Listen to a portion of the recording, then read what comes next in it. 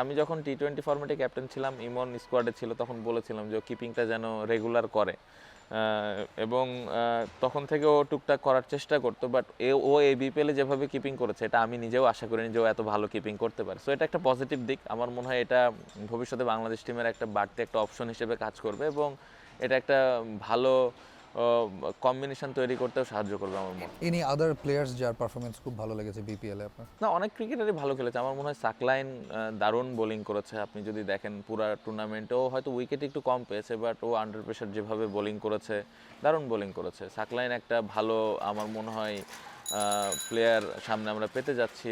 ওর ব্যাটিংটাও দারুণ, ব্যাটিংয়েও ওই জায়গাটাতে যদি আরেকটু ইমপ্রুভ করে অবশ্যই একটা ভালো অলরাউন্ডার আমরা পেতে পারি।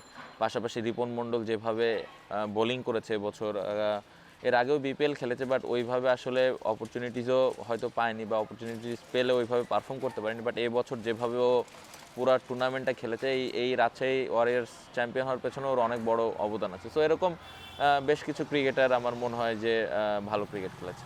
সানবিট সব দিবে সামাল। সানবিট ম্যাজিক প্রেস ডিশওয়াশিং এর মাথা ঘোরানো সলিউশন।